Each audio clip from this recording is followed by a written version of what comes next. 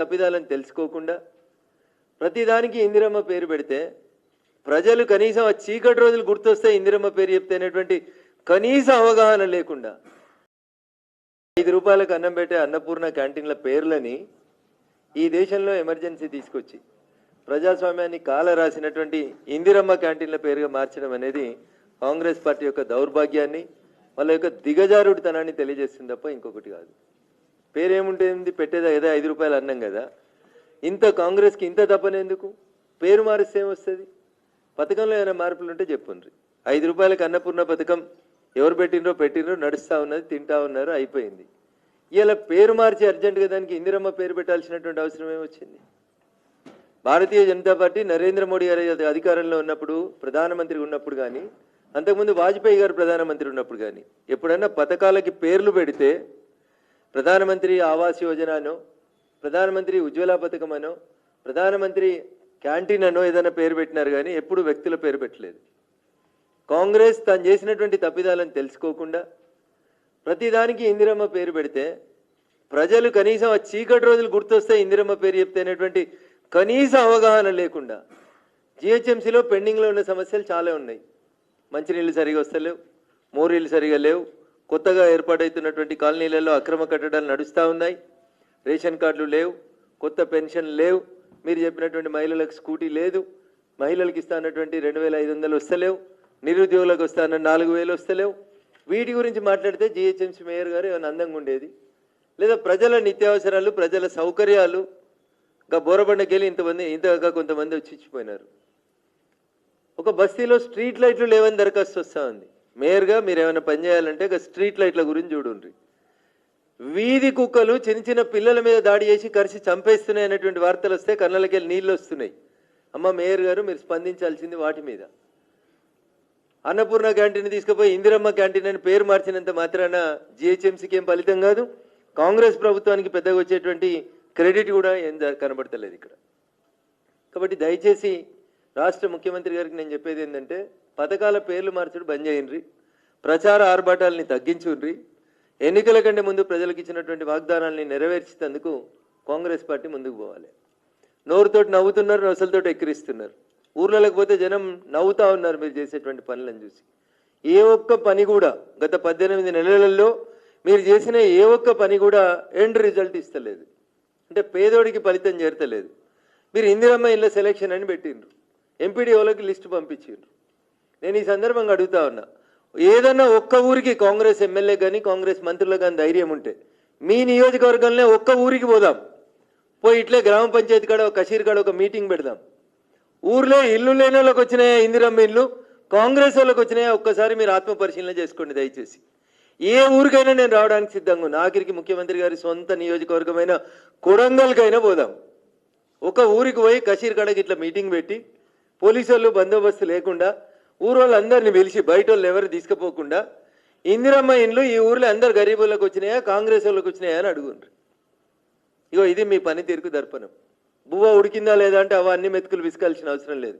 ఒక్క ఊరిని శాంపుల్గా చెక్ చేయమని చెప్పి ముఖ్యమంత్రి గారికి వారి సొంత నియోజకవర్గంలో ఒకసారి చూడమని చెప్పి ఈ సందర్భంగా నేను ముఖ్యమంత్రి గారికి విజ్ఞప్తి చేస్తూ, పేర్లు మార్చడం వల్ల, పేర్లు గొప్ప గొప్ప పేర్లు పెట్టడం వల్ల ఈ రాష్ట్రంలో వచ్చేటువంటి ఫలితం ఏం లేదు. ప్రజలు చాలా ఇబ్బంది పెడతా ఉన్నారు.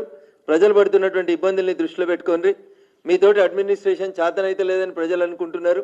కనీసం స్థానిక సంస్థలకు కూడా ఎన్నికలు పెట్టేటువంటి పరిస్థితి లేదు మీకు. కోర్టులు చెప్తే కూడా కనీసం పెట్టేటువంటి పరిస్థితి లేదు. కాబట్టి కాంగ్రెస్ పార్టీకి ప్రజల పట్ల ప్రేమ ఉంటే ప్రతి పథకానికి ఇందిరమ్మ అని పేరు పెట్టి ప్రజల మీద ఎమర్జెన్సీ లాగా బలవంతపు సంసారాలని రుద్దేటువంటి కార్యక్రమాలని చేయొద్దని కాంగ్రెస్ పార్టీకి హితవు చెప్తూ, రోజు దినపత్రికలలో ఫ్రంట్ పేజీల కోసం, ఫ్రంట్ లైన్ వార్తల కోసం పనిచేస్తూ ఉంది ఈ ప్రభుత్వం తప్ప నిజంగా గ్రౌండ్ రియాలిటీలో ఏం జరుగుతలేదని ప్రజలు అనుకుంటున్నారు. దానికి ఒక సజీవ తార్కాణం టెలిఫోన్ ట్యాపింగ్. 18 నెలలైంది టెలిఫోన్ ట్యాపింగ్ పంచాయతీ నడవబట్టి. దానికి ఒక సిట్ అని ఒకటి వేసినారు, స్పెషల్ ఇన్వెస్టిగేషన్ టీమ్ అని ఒకటి నడిపిస్తూ ఉన్నారు. ఏం నడుస్తుంది, ఏం చేస్తారు ముఖ్యమంత్రి గారు? అయ్యా ఇంటెలిజెన్స్ పోలీసులు జర గట్టిగానే ఉండ్రి. ఏం జరుగుతుంది? ఎప్పుడు స్టార్ట్ అయింది టెలిఫోన్ ట్యాపింగ్? బయటికి ఎప్పుడు వచ్చింది? ఏడ మొదలైంది పంచాయతీ? ఈ రాష్ట్రంలో దుబ్బాకలో ఉప ఎన్నిక జరిగినప్పుడు పంచాయతీ మొదలైంది. ఉప ఎన్నిక జరుగుతున్నప్పుడు పోలీసులు మా ఫోన్లు వింటున్నారని నేను రోజు అప్పుడున్నటువంటి డీజీపీ కంప్లైంట్లు పెట్టాను. ఎంత దుర్మార్గంగా పనిచేస్తుంది మీ సిట్ అంటే అక్కడనే కనబడతా ఉంది. గాంధీ భవన్లో పనిచేసే వాళ్ళకి ఇస్తారు, కాంగ్రెస్ పార్టీ సోషల్ మీడియాలోకి ఇస్తుంది సిట్ నోటీసులు. వాళ్ళందరినీ విచారణ చేస్తున్నాం, స్టేట్మెంట్ రాస్తున్నాం అని చెప్తారు. దుబ్బాక ఉప ఎన్నికల్లో పైసలు పట్టుకున్నామని చెప్పి నా కుటుంబ సభ్యుల్ని, సంబంధం లేని వ్యక్తుల్ని టెలిఫోన్లు వినుకుంటూ హరాస్ చేసిరని రఘునందన్ రావు అప్పుడున్నటువంటి డీజీపీకి 10 సార్లు కంప్లైంట్ ఇచ్చిండు. ఎన్నికలు అప్పుడు ఇచ్చిండు, ఎన్నికలు అయిపోయినాక ఇచ్చిండు, ఎమ్మెల్యేగా గెలిచిన తర్వాత కూడా వచ్చి అప్పుడున్నటువంటి డీజీపీకి ఇచ్చిండు ఉత్తరం. ఆడపోయినాయి ఉత్తరాలు. స్పెషల్ ఇన్వెస్టిగేషన్ టీంకి చేరతలేవా? అప్పుడున్నటువంటి డీజీలు గారా చీఫ్ సెక్రటరీ గారిని పిలిచిర్రు, స్పెషల్ సెక్రటరీ గారిని పిలిచిర్రు. ప్రభుత్వం చెప్తే చేసినాం, ప్రభాకర్ రావుని పట్టుకొచ్చినాక అందరినీ పట్టుకొస్తాం. ఇంకెన్ని రోజులు జరుగుతారు మీరు? విచారణ పేరిట టైంపాస్ ఎన్ని రోజులు కావాలి సిట్కి, కాంగ్రెస్ పెద్దలకి? అరే మీ నిజాయితీ ఏంది అని అడుగుతున్నా నేను. ఎవరెవరినో పిలుస్తా ఉన్నారు సంబంధం లేని కాంగ్రెస్ నాయకుల్ని. 2020 నవంబర్లో దుబ్బాక ఉప ఎన్నిక జరిగింది. ఈ రాష్ట్ర రాజకీయాల్ని మలుపు తిప్పినటువంటి ఎన్నిక. మా మీద 24 కేసులు పెట్టిరు టీఆర్ఎస్ వాళ్ళు. మేము మాట్లాడతాం కదా, టెలిఫోన్ ట్యాపింగ్ బాధితుడిని నేను కదా. వీళ్ళని వదిలేసి పిసిసి ప్రెసిడెంట్ గారిని పిలుచుకోండి. 23 ఎలక్షన్లప్పుడు ఏం జరిగింది? You want to make it the Panchayat between Congress and TRS. ఇదేనా స్పెషల్ ఇన్వెస్టిగేషన్ ఆఫీసర్లు చేస్తున్న ఇన్వెస్టిగేషన్?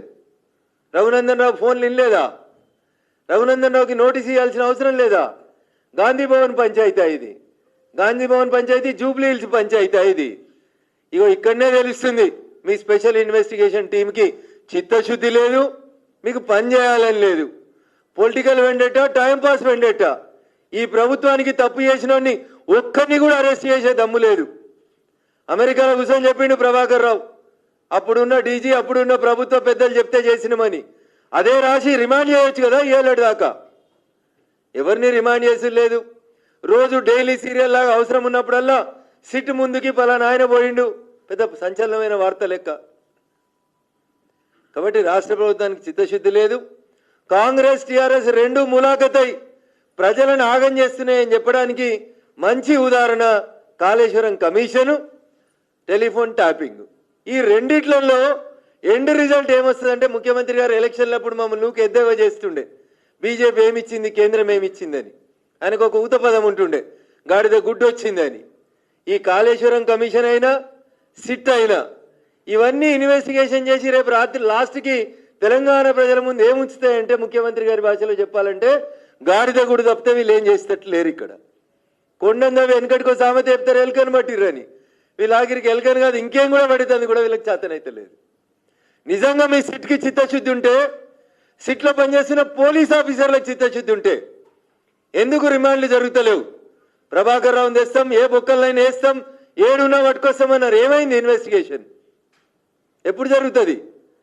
2023 ఎన్నికలప్పుడు మీ పంచాయతీ తెలుసుకుంటేందుకు సిట్ చెప్తురు తప్పితే మేమిచ్చిన కంప్లైంట్లేవి. 2020 అక్టోబర్, నవంబర్, డిసెంబర్లో కూడా నేను గెలిచిన తర్వాత కూడా కంప్లైంట్